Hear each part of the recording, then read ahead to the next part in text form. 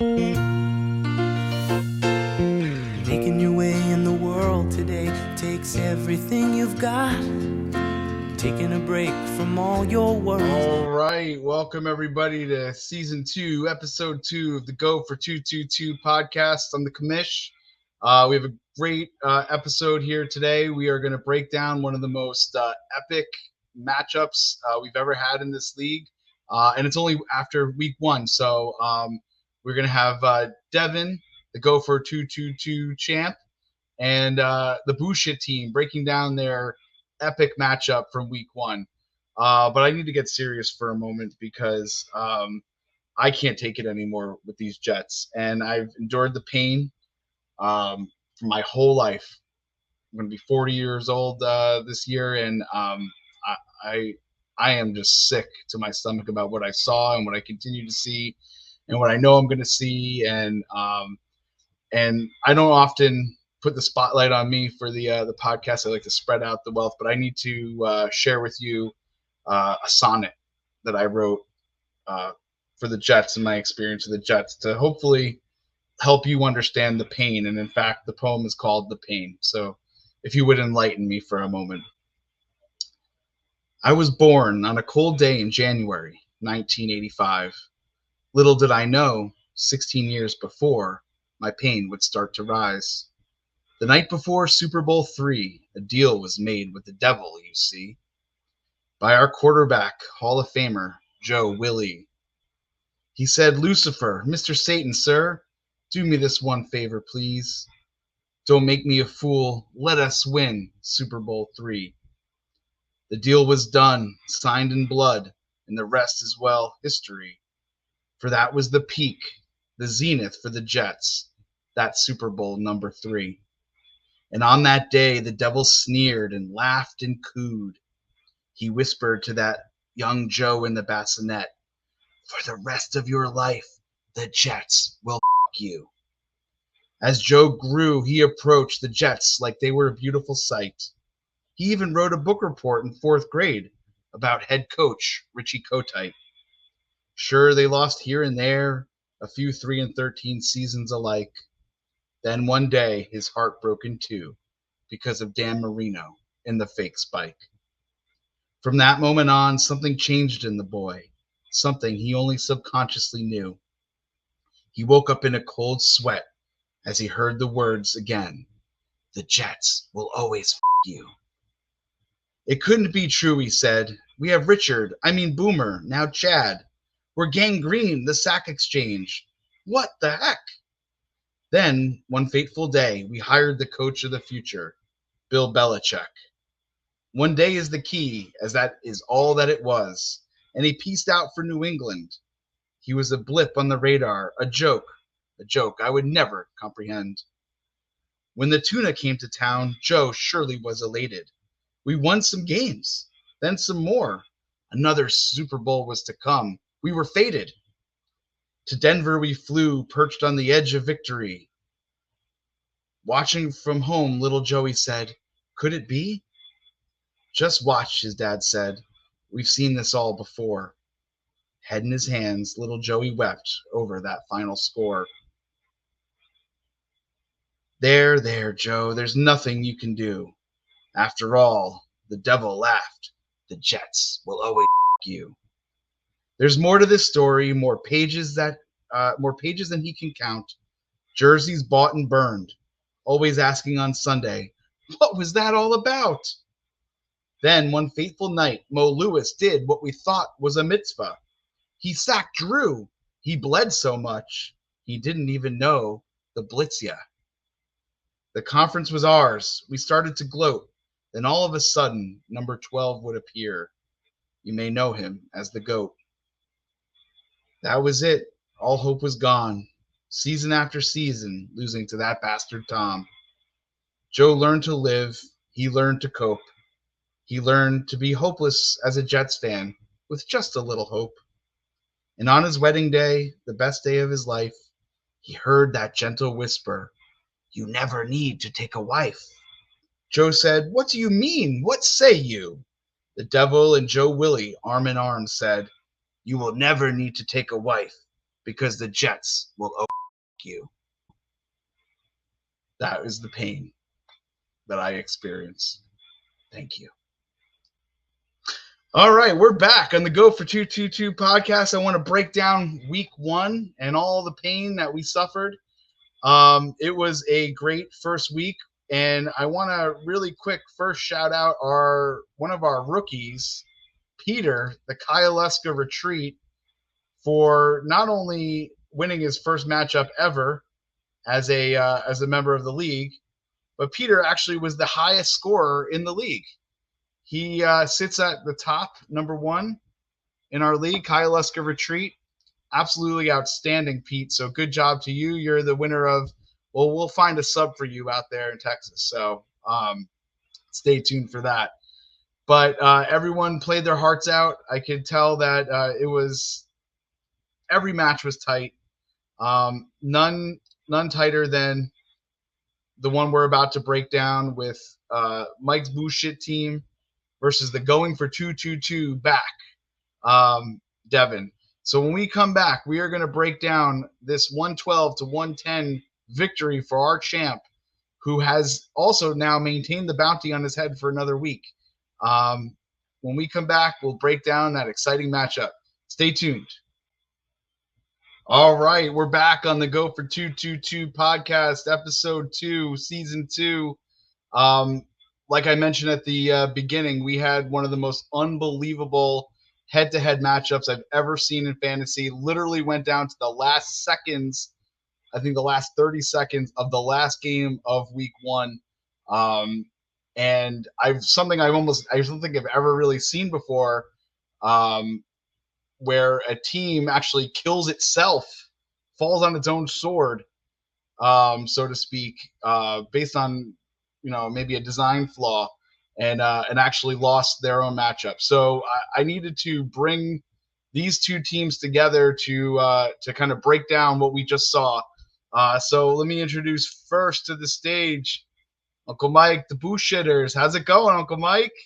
Hello, 222 League. What's going on? And let me bring up the champ, Devin. How's it going, Devin? What's up, Commish? Going well. The champ is here. The champ is here.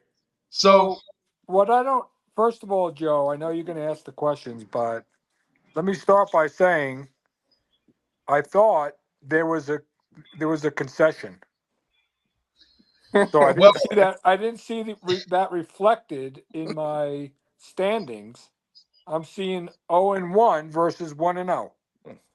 Well, so, you know what? It's funny you say that, Uncle Mike, because I actually had that pulled up. I'm gonna pull up my at around 10 o'clock. No, a little later than that. Devin conceded. He conceded a little bit. I don't know if it's legally binding.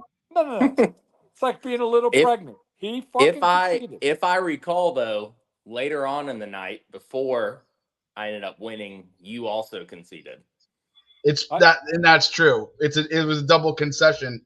So if I had to timestamp it here, there's a lot of back and forth. Listen, at the end of the day, it doesn't matter. I lost. It was a really good match. In hindsight, I think there's a few things I should have recognized. One, I have Minnesota as defense. I followed the recommendations of the fantasy AI engine, and they were on the bench. Okay. Minnesota, who did they play? The Giants, right? And I know the Giants suck, and Minnesota scored 22 defense points. 20, is that right? 22? 22 defense points. So had I not listened to the AI engine and played them, this wouldn't even be happening right now. That's number one. The second mistake I made is I played Wilson. If you look at Wilson's, he did great on one set of downs. That was the only Jets touchdown down, right? Touchdown run. And he scored 40 of his 50, 60 points on that freaking drive. And I should have recognized that Aaron Rodgers is well over his head. He shouldn't even be playing in the league anymore. and I should have done something about it.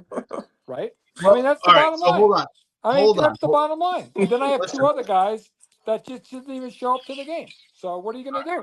All right, I'm going to be David Muir here for a second. Hold on, bullshitter.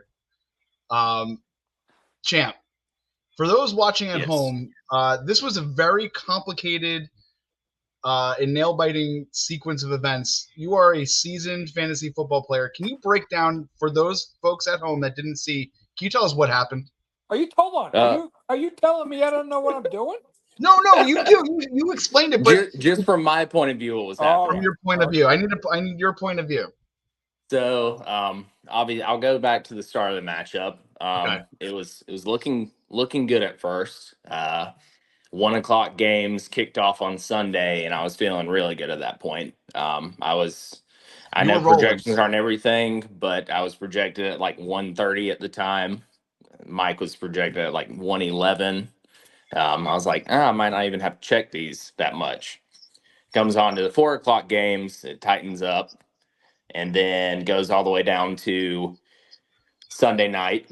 And I look, and that's when it's supposed to be tied up. But my guy on, I think it was the 4:30 game, it was the Cowboys. So my tight end gave me 4 points. Yes. Which does nothing for me, which tightened the entire game up. And at that point, I was kind of sweating it. So, but let me stop you right there, because not just did Ferguson not just screw you, but Marvin Harrison Jr., second round pick, ADP, all across the board. I drafted him literally in every league but this one. Yeah. Puts up a 1.4, a one spot. 4 yards. Yeah.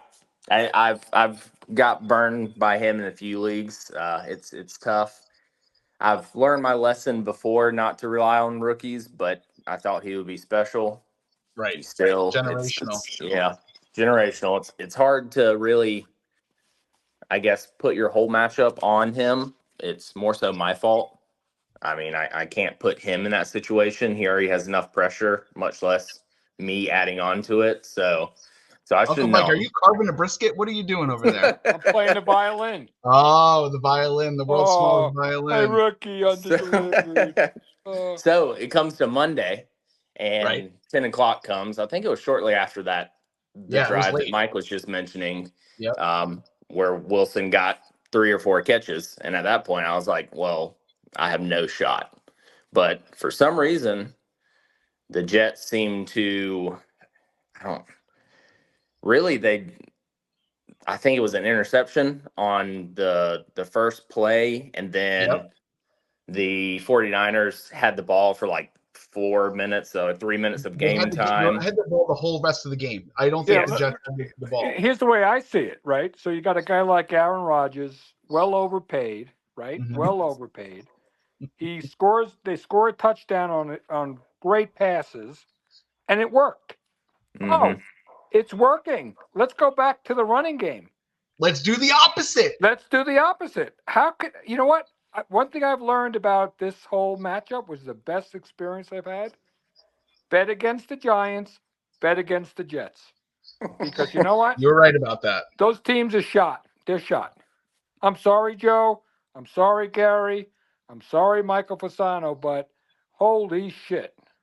They really can do a number on you. And when you watch the podcast in full, I actually start the podcast with a little poem that I wrote about the Jets in my life with the Jets. So stay tuned for that. But going back to the matchup, you're 100% right, Uncle Mike. They it's I want to say it was the fourth quarter. It's 7 minutes left. They're down by 1 million, and they're still handing it off. What are you doing? They're establishing the run. What are you doing? The only way that I could see, not in the fourth quarter, was in the third when they were down 2 scores. Yes. Sure, if you want to get Hall because he's your best player involved more, keep running that. I think so. I was watching the Manning cast with Bill Belichick on there, and he was talking about it. And he was talking about how they were, I think he was mentioning them running through the C gap. And it worked almost every time that they ran that specific run type against 49ers. But then they started started other things, and he was basically like, why are you doing this? They were single covering Wilson. They went away from throwing to Wilson. They went away from, I guess, him really in the slot. I felt like, I mean, I could have missed a few plays, but I felt like they went away from him in the slot, drawing up those plays, either slants or crossers or whatever. And I don't know what they did. They just kind of. Well, if you're Garrett Wilson, you leave the game saying, "Why the f am I even playing with this team?" There was a lot of speculation that he was banged up, a little injured. But you're right, Devin. He was. They were money on those slants. Those slants and go. They were money. He was getting chunk yardage, completions, points, which then brings me to the end of the game. I want to say 30 seconds left. They pull Rodgers. So we got Tyrod Taylor at the helm, driving down the field like he's freaking Joe Montana. Like, where was this all game? I didn't expect this, but then Garrett Wilson appears again in the back game. end. Still, tell me what happened at that point. Mike is up at this point. Mike is winning. Yeah. So what happens? He's before this drive, before Tyrod comes in, he's losing by I think it was like half a point. Whatever. Yes. Yep. So what happens is that I think it was a 7-yard catch by Wilson. Yep. It was for a first down, but at that point there were 53 seconds left or whatever when he got tackled, and they kind of ran it down into the 40s. And I was like, okay, well, they just wanted to move the ball a little bit, a little something positive. They're probably just going to hand it off, run the clock out. And then you but you're missing something. You're missing the play where they gave the points, and then they did the replay, and Garrett Wilson forgot that you can't put your second foot down on out of bounds. He forgot that. He did. Now, when you're getting paid, what does he get paid? Like $200 million? Not yet. It's very easy to forget that you have to have 2 feet in bounds to get the reception. Right. So they pulled those points back, and then it was all done. Right. You had a nice chunk of points there. Yeah, I had a padding, I had cushion. And then Gary with his G-Man with his effing crystal ball came in. Oh, you're going to lose. Yeah. Well, so it came up, and with that, whatever they scored with 30 seconds left, that right when I was like, oh, they're actually going to go for a touchdown. At that point, I was rooting for obviously anyone but Wilson, because I knew that would Wilson. Yeah, anybody but Wilson. And to be honest, Mike, I did have a slight want for it to go to Wilson, because I figured if I was going to lose, I have Wilson in another league, it was going to help me out in that league. But you can't win them all, so I'd rather beat you and lose in the other league. Devin, that makes me feel so much better. It should. That does make me feel better. You know why? Because Devin, and if you notice, people watching at home, Devin's sporting the ring. Devin, I think, wears this everywhere he goes. Oh yeah, and he's a proud champion. He's the face of this league. He's taking this league to the next level. He cares about the outcome, and he sacrificed his other leagues. This man's probably in at least 10 leagues. You know what? He's like the Taylor Swift of the league. What he says, if he says I'm voting for Trump, everyone votes for Trump. That's just the way it works. If he says he's voting for I'm gonna have to. All right, pause for editing. Hold on. This is the second time. So, anyway, he is the Taylor Swift of the league, and I'm proud that he wants to win this matchup over others. So it comes down to the game is anybody but Wilson, and sure enough, his old friend Alan Lazard. Yep. Lazard. Yeah, but no. But you got to go back to the other realities of my team. Okay. Yes. And that is, I had this guy, Chris Olave.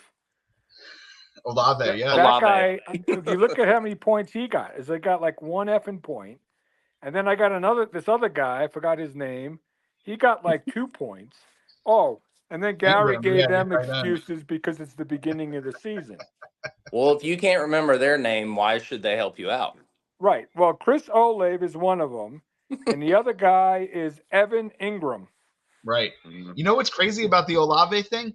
That game was a total rout. That was a 46-point blowout, and he's like their top and target. He was not involved. So you really it defies all logic. Yes. You know what? It was meant to be this way. Would you say I am meant to eat? I am meant to eat the losing food thing. You're meant to. So I don't know if I can eat that much. So what if can you throw up? Yeah, you can do whatever you want as long as you get it on tape. Right. Right now, I'm sitting at number 10. If the season ended today, I would be the punishment meal eater. No, right now there's 12 people. I know. Oh no, 12. I'm 12 out of 12. Are you really? I am. I am the lowest of the low. Oh boy, my team did not show up at all. And you and I have the matchup coming up here this week, right? Me and you? Who's Sunday Gravy? Me. That's me. Yeah, it's me and you. Yeah. All right. Yeah, and you're trying to steal Wilson. Yeah, I did. I tried to trade him Jalen Hurts for Wilson. I thought that was a pretty good trade. Well, you have Anthony Richardson. You dump that schmuck. You give me Wilson. I'll give you Hurts. I'll take Richardson if you're just dumping him. Yeah, there you go. So before I close up shop, gentlemen, I want to just kind of get your thoughts on the season going forward. Mike, you auto drafted Uncle Mike. It was like 90 Day Fiance. You just kind of met your team right out of nowhere. Yeah. What do you think? Do you think you can make something of this? According to Fantasy AI Engine, I'm going to be first place. I got an 18. Right. You were going to be 11-2. So far, it's all bullshit. So maybe what I'm learning is you just don't listen to the recommendations.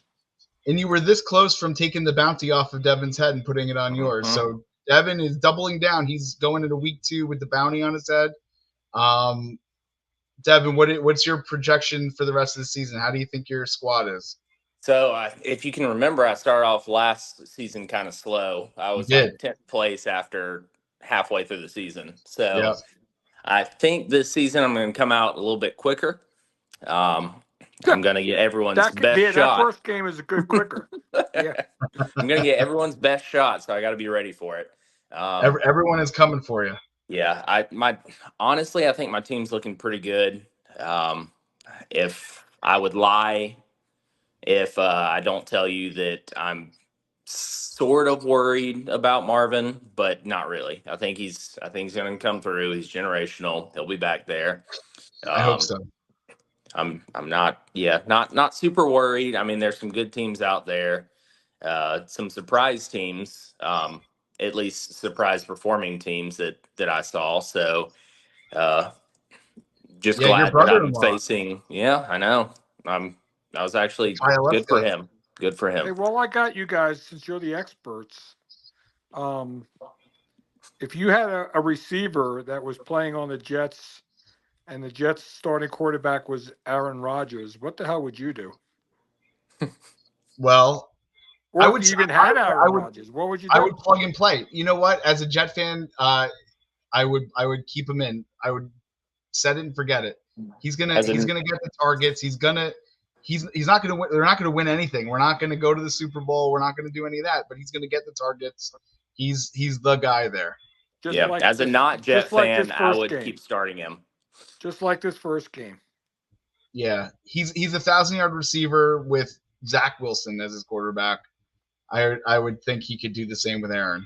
Mm-hmm. All right, or that's bullshit. I don't know. I don't know.